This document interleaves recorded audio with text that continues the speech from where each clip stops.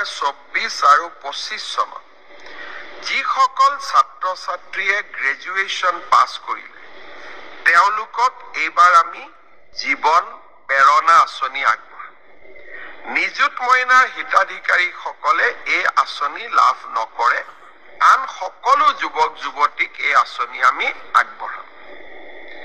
1 জুনৰ পৰা এই জীৱন প্ৰেৰণা আঁচনিৰ আবেদনৰ পৰ্টেলটো আমি মুকলি কৰি দিব খুজিছো। 2024-25 চনত অসমৰ যিকোনো বিশ্ববিদ্যালয়, প্ৰাইভেট ইউনিভাৰ্চিটিৰ পৰা পাছ কৰিলে নহব, যিকোনো চৰকাৰী বিশ্ববিদ্যালয়ৰ পৰা পাছ কৰা স্নাতকসকলে এই জীৱন প্ৰেৰণা আঁচনিৰ বাবে আবেদন কৰিব পাৰিব। এই আঁচনিৰ জৰিয়তে আমি কি পাম?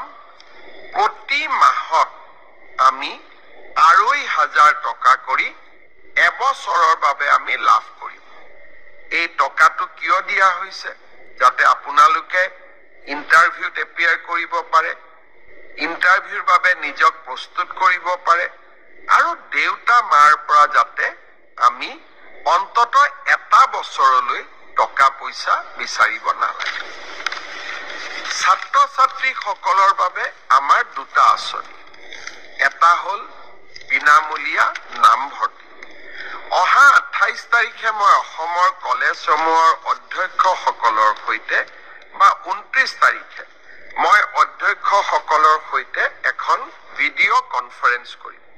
লক্ষ্য, এইবাৰ মই তেওঁলোকক নিজে স্পষ্টভাৱে কম যে যি পৰিয়ালৰ ঘৰত ৰেচন কাৰ্ড আছে তেওঁলোকক আমি কলেজ, ইউনিভাৰ্চিটি আমি বিনামূলীয়া নামভৰ্তি কৰিম। কোনো স্পৰ্টছৰ বাবেও ফিজ নলওঁ, মেগাজিনৰ বাবেও ফিজ নলওঁ, আমি একোৱেই ফিজ নলওঁ। তেওঁলোকক আমি পোনছাতে বিনামূলীয়া নামভৰ্তি কৰাৰ সুবিধা দিম। দুই এজনে প্ৰশ্ন কৰিছে যে মই দুখীয়া মানুহ, মোৰ ঘৰত ৰেচন কাৰ্ড নাই, মই বিনামূলীয়া নামভৰ্তি নাপাম নেকি? আপোনালোকে বিনামূলীয়া নামভৰ্তিৰ সুবিধা লাভ কৰিব, কিন্তু তাৰ বাবে আপোনালোকক এখন ইনকাম চাৰ্টিফিকেট লাগিব। কিন্তু যাৰ ৰেচন কাৰ্ড